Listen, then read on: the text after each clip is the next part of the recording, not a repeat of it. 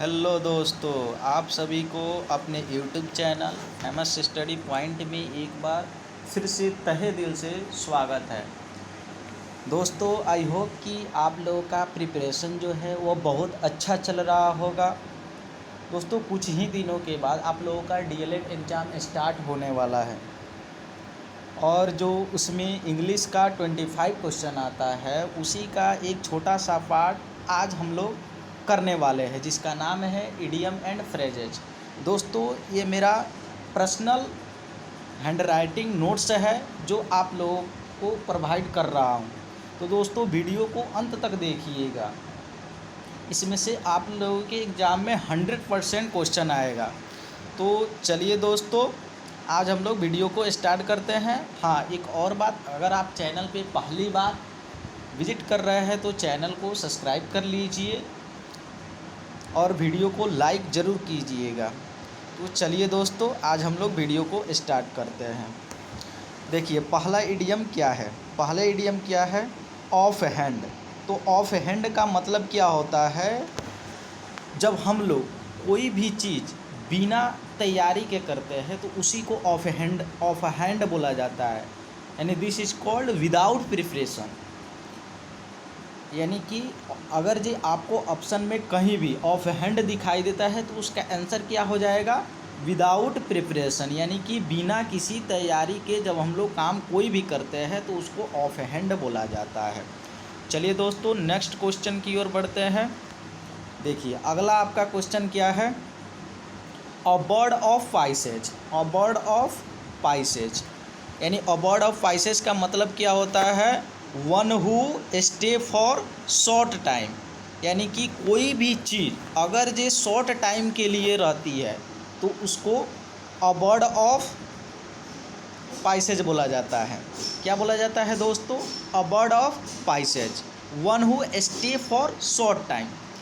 Next अगला जो आपका इडियम है वो क्या है? Count on. यानी काउंट ऑन का मतलब क्या होता है? जब किसी हम व्यक्ति पर निर्भर रहते हैं तो उसी को क्या बोला जाता है? काउंट ऑन बोला जाता है। इसका मतलब क्या हुआ? Depend on. चलिए दोस्तों, नेक्स्ट क्वेश्चन की ओर मूव करते हैं। अगला आपका इडियम क्या है? इन भैगू। तो इन भैगू का मतलब क्या होता है? कोई भी चीज़ जब फैशन में रहती है तो उसको क्या बोला जाता है? इन भैगू। यानी कि अगर जो ऑप्शन में आपको क्वेश्चन में इन भैगू दिखाई दे तो उसका मतलब क्या हो गया? In fashion. तो आप क्या टिक करेंगे? In fashion. चलिए दोस्तों, नेक्स्ट क्वेश्चन की ओर मूव करते हैं। अगला आपका क्या है इडियम? अ विल्ड गूज चेज। तो अ विल्ड गूज चेज का मतलब क्या होता है? जब कोई काम मूर्खता से किया जाता है तो उसको क्या बोला जाता है? अ विल्ड गूज चेज।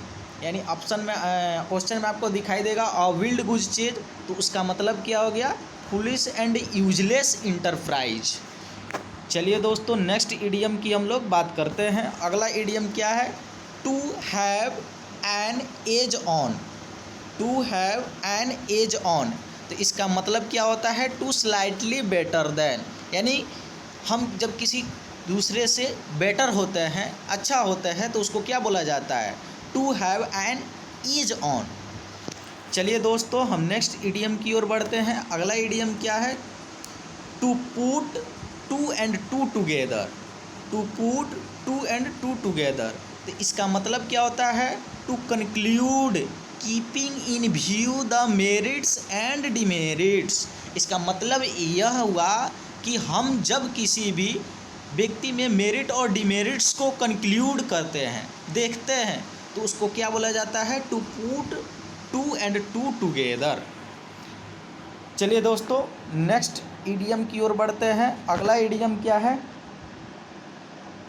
अगला इडियम कह रहा है to keep the pot boiling. यानी इसका अर्थ यह हुआ कि हम लोग जब मेंटेन कोई भी चीज़ काम करते हैं तो उसको मेंटेन बनाए रहते हैं, यानी मेंटेनेंस करते रहते हैं, तो उसी को बोला जाता है to keep the pot boiling.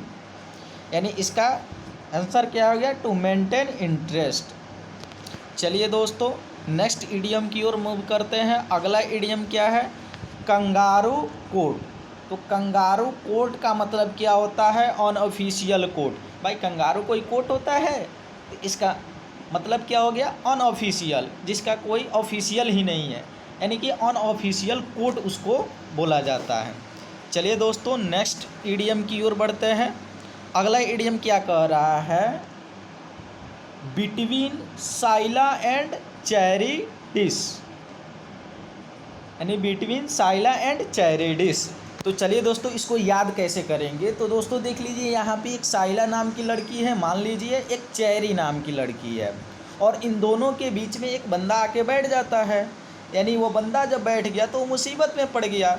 तो इससे याद रखिएगा, इसका अर्थ क्या हो गया? बिटवीन टू डेंजर, यानी कि दो व्यक्तियों के बीच जब बंदा बैठ गया तो उसको तो डेंजर हो गया हो। तो इसीलिए इसका क्या हो जाएगा? Between Scylla and Charybdis का मतलब क्या हो गया? Between two danger. चलिए दोस्तों नेक्स्ट इडियम की ओर बढ़ते हैं। अगला इडियम क्या है? एक्लस हिल। तो एक्लस हिल का मतलब होता है ऑन्स वनरेबल और सस्पेक्टेबल स्पॉट, यानी कि कमज़ोर पॉइंट। किसी व्यक्ति का जब कमज़ोर पॉइंट होता है तो उसी को बोला जाता है एक्लस हिल। चलिए दोस्तों नेक्स्ट इडियम की ओर बढ़ते हैं। अगला इडियम क्या कह रहा है? टू एक आउट। तो टू एक आउट का मतलब क्या होता है? To supplement. दोस्तों ये जो सारे इडियम है बहुत ही इम्पोर्टेंट है, ये मेरा खुद का एक्सपीरियंस है, और इसको वीडियो को अंत तक देखिएगा दोस्तों, आप लोगों को ये 100% सिलेक्शन दिलाएगा। चलिए दोस्तों हम लोग नेक्स्ट इडियम की ओर बढ़ते हैं। अगला इडियम क्या है? Within a stone throw. तो विदिन अ स्टोन थ्रो का मतलब क्या होता है? एट अ शॉर्ट डिस्टेंस, यानी कोई भी हम चीज़ जैसे पत्थर ले लेते हैं, उसको फेंकते हैं तो कितना दूर जाएगा? बस थोड़ा दूर होती जाएगा, तो उसी को बोला जाता है एट अ शॉर्ट डिस्टेंस। तो इस इडियम को ज़रूर याद करिए, बहुत बहुत इम्पोर्टेंट है। चलिए दोस्तों नेक्स्ट इडियम की ओर बढ़ते हैं। अगला इडियम क्या कह रहा है? आई टेक थी एंड थाई वर्ड। इसका मतलब होता है कि हम किसी व्यक्ति पर जब आसानी से बिलीव कर लेते हैं तो उसी को बोला जाता है आई टेक थी एंड थाई वर्ड। चलिए दोस्तों नेक्स्ट इडियम की ओर बढ़ते हैं। अगला इडियम क्या है? गुड सैमरिटन। तो गुड सैमरिटन का मतलब होता है कि ऐसा पर्सन जिससे कुछ हेल्प हो सकता है, वैसे पर्सन को हम क्या बोला जाता है? गुड सैमरिटन बोला जाता है, यानी कि अ हेल्पफुल पर्सन, जो आपके काम आ सकता है, उसी को बोला जाता है गुड सैमरिटन। चलिए दोस्तों नेक्स्ट इडियम की ओर बढ़ते हैं। अगला इडियम क्या कह रहा है? Wide birth. वाइड बर्थ का मतलब होता है, मान लो कि आप लोग मैच देखते ही होंगे, तो मैच में जब वाइड बॉल बिगा जाता है तो बहुत ही स्टंप से बहुत दूर होता है, यानी इसका अर्थ यह हुआ कीप अवे फ्रॉम, यानी कि दूरी बनाए रखना। तो वाइड बर्थ का अर्थ क्या हो जाएगा? Keep away from. चलिए दोस्तों नेक्स्ट इडियम की ओर हम लोग बढ़ते हैं, और अगला इडियम क्या कह रहा है? एस्पाइल्ड अ फ्यू विंस। तो एस्पाइल्ड अ फ्यू विंस का मतलब होता है किसी को इन्फॉर्मेशन देना, यानी इस इडियम का क्या अर्थ हो जाएगा? To give information. चलिए दोस्तों नेक्स्ट इडियम की ओर बढ़ते हैं। अगला इडियम क्या कह रहा है? ऑन द कार्ड्स, यानी कि कार्ड्स पर होना, यानी कि इसको समझते हैं। ऑन द कार्ड्स, मान लीजिए कि कोई व्यक्ति है जो आपको शादी का कार्ड देता है, तो ये तो निश्चित है कि आप वहाँ पे जाइएगा, ये तो श्योर है। तो इसीलिए ऑन द कार्ड्स का मतलब क्या हो गया? सर्टेन। सर्टेन का मतलब होता है निश्चय ही। चलिए दोस्तों नेक्स्ट इडियम की ओर बढ़ते हैं। अगला इडियम क्या कह रहा है? In the dumps.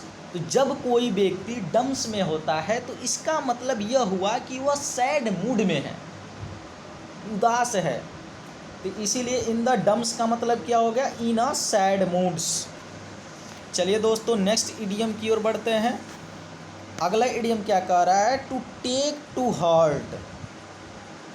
To take to heart, तो जब टेक टू हार्ट होता है तो इसका मतलब होता है कि कोई व्यक्ति अपना दुख प्रकट कर रहा है, यानी to grieve over, and to take to heart का मतलब क्या हो गया, टू ग्रीव ओवर। चलिए दोस्तों नेक्स्ट इडियम की ओर बढ़ते हैं। अगला इडियम क्या कह रहा है, तो अगला इडियम है ह्यूमन्स सर्विस। ह्यूमन सर्विस कैसा सर्विस होता है, तो ये एक्सलेंट वर्क होता है। ह्यूमन सर्विस कैसा सर्विस होता है, एक्सलेंट वर्क। चलिए दोस्तों नेक्स्ट इडियम की ओर मूव करते हैं, और ये आज का लास्ट इडियम है to face the music. To face the music का मतलब, चलिए दोस्तों इसको समझते हैं। तो फेस द, पुराने ज़माने में जो दादा परदादा रहते थे वो बोलते थे कि पुराने ज़माने में गीत गाना थोड़ा सा अजीब लगता था, तो इसका मतलब यह हो गया टू बियर द कॉन्सिक्वेंस। ठीक है, टू फेस द म्यूजिक का मतलब क्या हो गया, टू बियर द कॉन्सिक्वेंस, बहुत ही ख़राब आदत। तो आई होप दोस्तों यह वीडियो आप लोगों को बहुत अच्छा लगा होगा। अगर वीडियो अच्छा लगा है तो चैनल को सब्सक्राइब कीजिए और लाइक कीजिए। मिलते हैं नेक्स्ट वीडियो में, तब तक के लिए जय हिंद।